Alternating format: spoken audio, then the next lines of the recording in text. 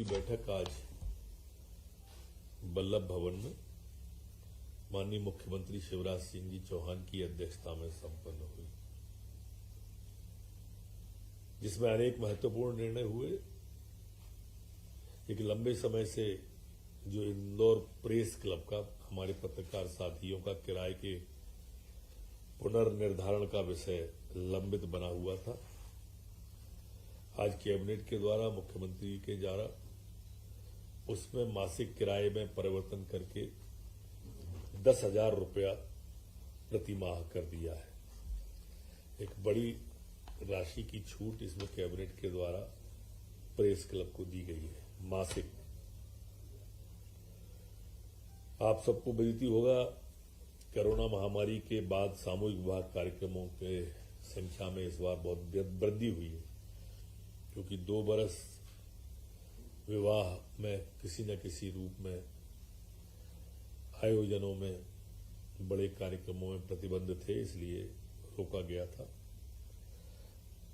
और इस महीने में अत्यधिक विवाह है, उस सबको देखते हुए अब ऑनलाइन टेंडर के लिए अकेला नहीं है, अब ऑफलाइन भी हमारे कलेक्टर महोदय या जो समिति बनाई गई है वो समिति इस टेंडर को बुला सकती है, जो हमारे बेटे बेटियों को सामग्री दान में दी जानी है, जिसको हमारे यहाँ आम भाषा में दान दहेज भी बोलते हैं, गांव की भाषा में। ये टेंडर का प्रकाशन राज्य स्तर पर या वहां पर 2 समाचार पत्रों में टेंडर की न्यूनतम अवधि 7 दिवस, भंडार के नियमों में सरलता केवल मई के महीने में इनके लिए दी है। ये सिर्फ मई के महीने में ये आगे 31 जुलाई 22 तक होने वाले आयोजनों में और 1 अगस्त या उसके कार्यक्रम में जो वर्तमान प्रावधान है वो लागू रहेंगे। मुख्यमंत्री जी कैबिनेट के द्वारा ये योजना जो लागू की गई है, जो हमारी बिटिया को बहू को सामग्री दी जाने वाली है, उन नियमों में प्रावधानों को शिथिल करने के आदेश आज जारी हो जाए। इसी तरह से हमारी बेटियों के लिए जो लाडली लक्ष्मी योजना 2 है, जो अपने आप में काफी महत्वाकांक्षी योजना है। आप सबको ये विदित है कि हमारे यहाँ पर लाडली लक्ष्मी जो बेटियां हैं वो लगभग 42 लाख बेटियां मध्य प्रदेश के अंदर हैं, और इस साल जो हमारी बेटियां हैं तो 1500 के लगभग कॉलेज में आ जाएंगी, और उन्हें 25,000 रुपया 2 किस्तों के अंदर देने का भी कैबिनेट के द्वारा तय किया है। और ये बेटी अगले साल जो हमारी लाडली लक्ष्मी है वो लगभग इनकी संख्या 19,000 हो जाएगी, जो कि अपने आप में काफी बड़ी संख्या होगी। एक ऐसी महत्वाकांक्षी योजना जिससे निश्चित रूप से बेटी परिवार पर बोझ नहीं वरदान बन जाएगी, ऐसा हो जाएगा। हमारे यहाँ मेडिकल इंजीनियरिंग की फीस भी राज्य सरकार भरेगी, जो अपने आप में एक रिकॉर्ड है हमारी बेटियों के लिए। जैसा मैंने कहा कि अब बेटी वरदान हो जाएगी, और हमारा जो एक रेशियो असंतुलित हो रहा था बेटा और बेटी का, निश्चित रूप से इसमें भी अब सुधार आएगा। हमारे पुलिस के कर्मचारियों के लिए भदभदा पर 50 बेड की क्षमता का अस्पताल अलग से पुलिस के ही लिए बनाने का कैबिनेट के द्वारा तय किया है। ये 23वीं और 25वीं वाहिनी जो है उसका परिसर है भदभदा में, वहां पर इसका निर्माण किया जाएगा।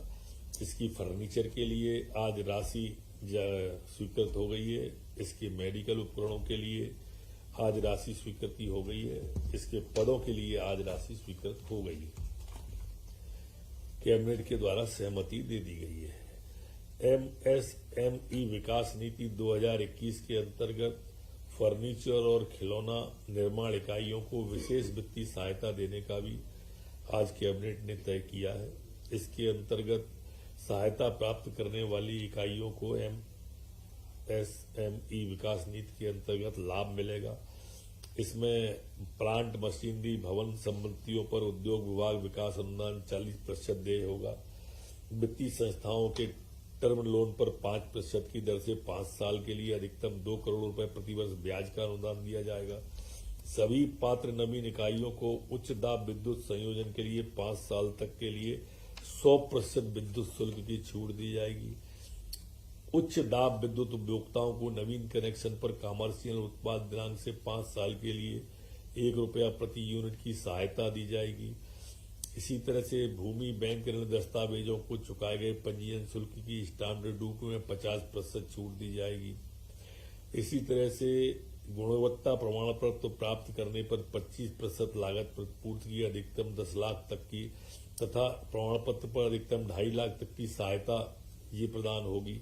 ऐसे बहुत सारी सुविधाएं आज दी गई हैं जो अपने आप में मध्य प्रदेश की एमएसएमई नीति में एक रिकॉर्ड है, जो लिखित में आप सबको आज हम जो प्रेस नोट जारी होगा उसमें कर देंगे। देखते लोग कुछ रहा तो नहीं। हाँ, कर दिया है उसको। कहाँ नक्सल